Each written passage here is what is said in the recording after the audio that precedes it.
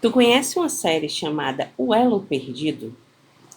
Essa série de 1974, que tem 3 temporadas, ela passou, né, nos anos 70 na Globo e nos anos 80, comecinho dos anos 90 ali no SBT. Ela também teve uma nova temporada em 1991, com 26 episódios, e ela é criada, né, e dirigida por Sid e Mary Croft. E a série mostrava as aventuras, né, da família Marshall, composta aí pelo Rick, que era o pai, o filho que era o Will, e a filhinha que era a Holly, né? Eles acabavam aí sendo sugados por um redemoinho aí no rio e iam parar, né, dentro de uma cachoeira que levava eles aí para um portal, para um elo perdido, né, um mundo dos dinossauros. E para tentar sobreviver, eles aí se abrigavam, né, em uma caverna tentando entender aquele mundo ali. Essa série ela marcou muito a vida das pessoas dessa época, né? A minha foi uma, né? Até um tempo desse eu voltei a assistir, né? Eu estava assistindo novamente porque eu lembrei que tinha algumas cenas que me davam medo, né? Porque eu era muito pequena na época e tinha algumas coisas como os Slee Sticks, né? Que às vezes eles apareciam, me davam um certo medo. E eu fui assistir agora e morri de rir, né? Porque é uma coisa assim muito simples, né? A série ela é feita de uma forma muito simples. Em 2009 eles fizeram até um filme, né? Eles tentaram refazer aí tudo mais. Se vocês quiserem depois procurar, vocês podem procurar que tem um filme de 2009. Mas na época, né, não tinha toda essa tecnologia, então era tudo muito feito assim, muito simples, né? A própria abertura da série, né, ela já é uma forma muito simples. Você vê ali todas as falhas, todos os defeitos, né? E ela mostra exatamente esse momento de como eles foram sugados para esse mundo, né? E os dinossauros, né, eram uma coisa assim bem peculiar porque era muito engraçado, né? Os dinossauros não tinham muito a ver com a realidade, né, da paleontologia, né? Eles eram animais feitos em stop motion, muito, né, precariamente, e eles eram um conjunto, né, de características de dinossauros misturado com outras características que nem existiam, né? Como, por exemplo, um tiranossauro de pescoço bem comprido, dentre outros detalhes. Mas mesmo assim, né, a série era um sucesso. Os criadores eles já vinham de outras coisas que eles já tinham criados, né, pensando nas crianças, nos adolescentes, nos pré-adolescentes e tudo mais. Então a série foi um sucesso, né, na época. E a série ela mostrava, né, dentre as aventuras da família, algumas outras peculiaridades, como os Slicks, que eram os povos alienígenas, né, que eles moravam no mundo subterrâneo, na cidade perdida. Eles tinham medo da luz. Eles mostravam também os pacunis, que eram seres humanoides que se assemelhavam aos macacos, né? Eles também falavam sobre lenda, como tinha um ser que se aproximava do abominável Homem das Neves, né? Dentre tantos outros detalhes. E acho que por todos esses motivos, né? Tantos outros aí, foi esse enorme sucesso. A série conta a história, como eu falei, né? Do Rick Marshall, que ele é um guarda florestal e um belo dia ele sai aí no passeio de canoa com seus filhos, né?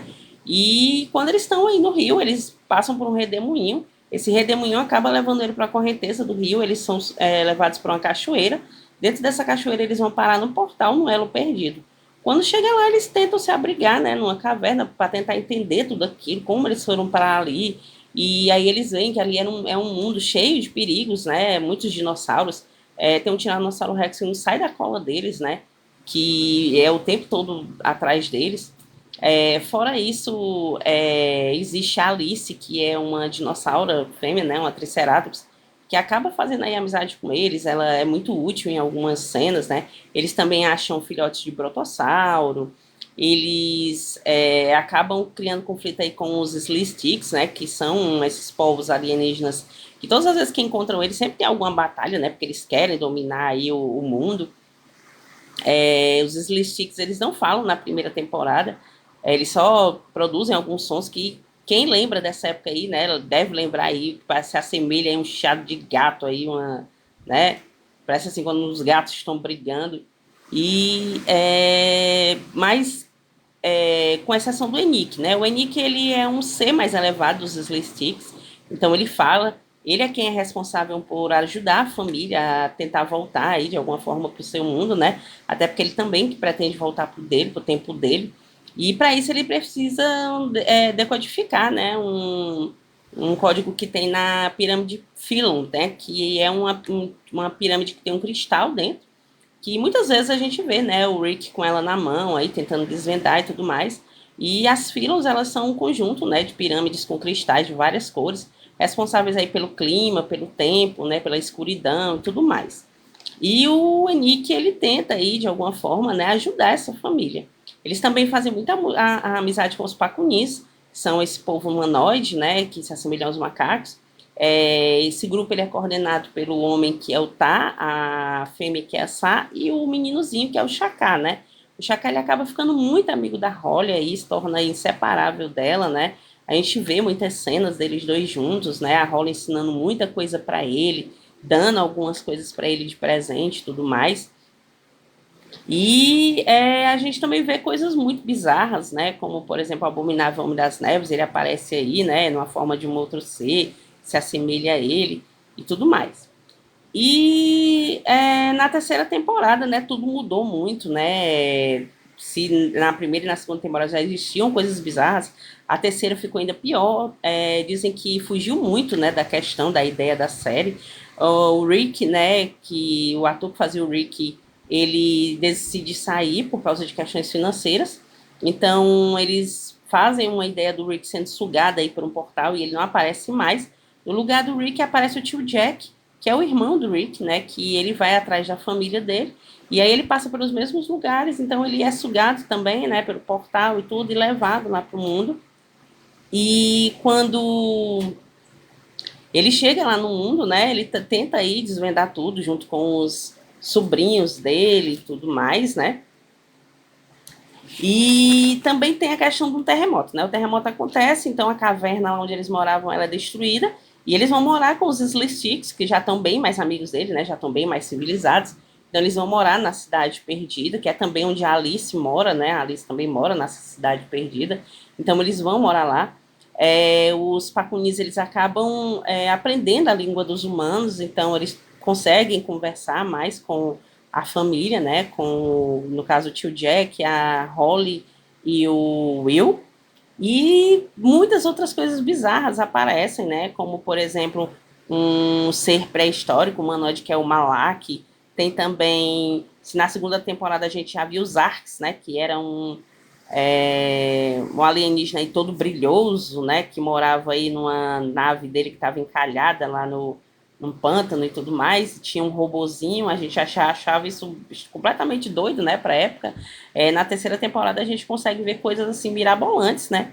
Como, por exemplo, tem dinossauro de duas cabeças, tem outro dinossauro que solta fogo pela boca, tem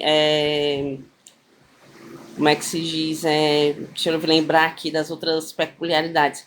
Tem também várias pessoas que passam no tempo, né? Tem um baloeiro que vem de 1920, tem um William, que é um consertador do tempo, né? Ele começa a andar por todos os tempos para tentar consertar coisas do passado para não interferir no futuro, né? Etc, né? Então, assim, são muitas coisas, né, que a gente vai vendo aí, vai achando muito engraçado, é muito mirabolante, né? A gente vai assistindo essa série e vendo que tem muita coisa bizarra nela. Se eu pudesse falar aqui mais para vocês, eu acho que faria um vídeo aqui de 2, 3 horas para vocês falando sobre todas as coisas que tem nessa série.